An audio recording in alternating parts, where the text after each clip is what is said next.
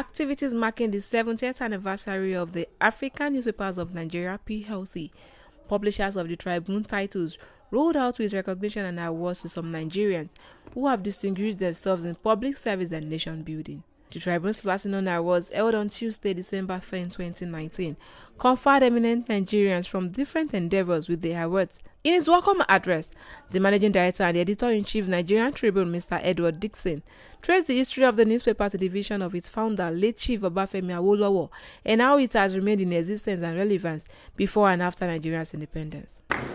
Tribune is 70 years, but will permit me to also say at this historical location that yes, Tribune is 70, you count from 1 to 70.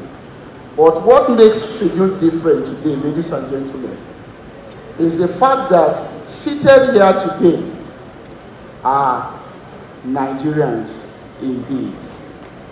Nigerians are here seated, cutting across divides, cutting across religious divides.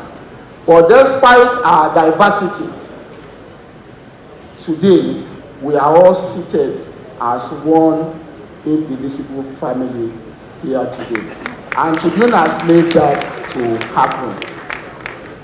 And that brings me to saying, ladies and gentlemen, that the entity called the Nigerian Tribune is a national institution.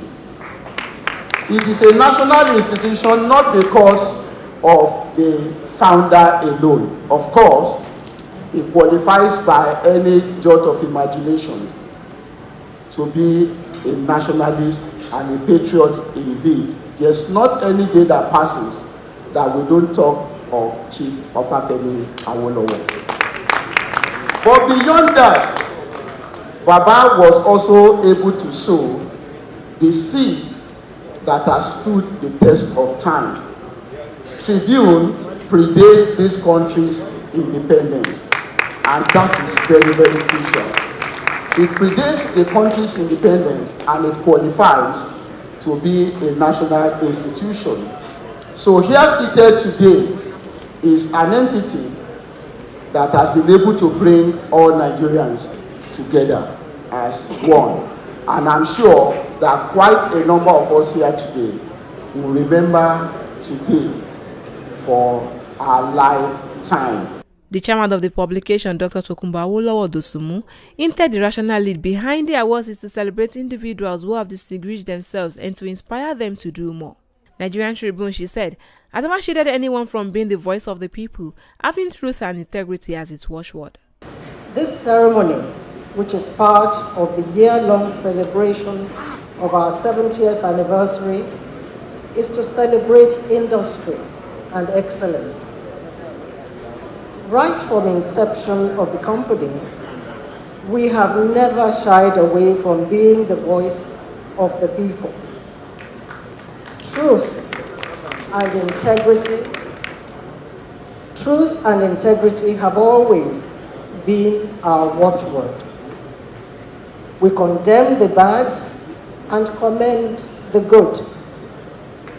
As the societal watchdog, the media is not only expected to call attention to things that are not going right in the society, but also as a way of encouraging and promoting good conduct, to celebrate those who excel in their calling, so that they, in turn, can serve as models for others. In other words, the rationale behind the award ceremony, this award ceremony, is to applaud those who have done well, to send the message that good conduct has its recompense.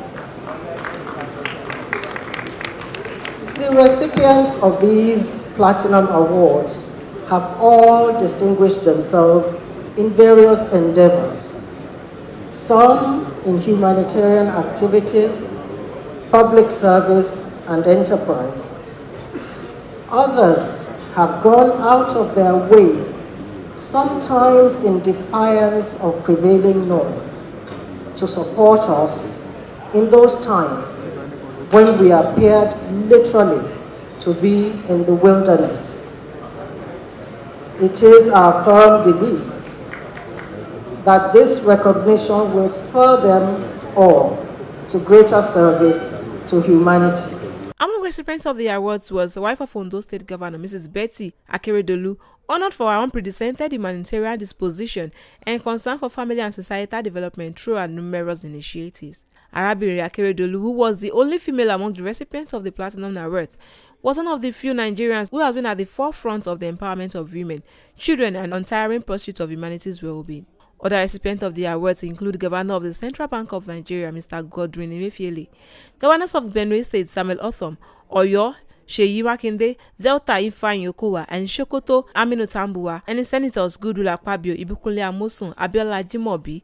Also honored were the Chief Executive Officer of Glo Network, Dr. Mike Adenuga Jr., Sir Keshintin Adebutu, Chief Executive of Inosun Motors, Innocent Ifediaso Chukwuma, and Imam Abubakar Abdullah, who rescued irrespective of religion affiliation during the Atman invasion in Bakin Ladi area of Plateau State. In response to the award, Akeredolu expressed her appreciation to the organization for the recognition. She hinted that whatever has become today was a result of the training she received from her father, who raised her as a child and not especially as a female. Tribune, for this great honor done to me.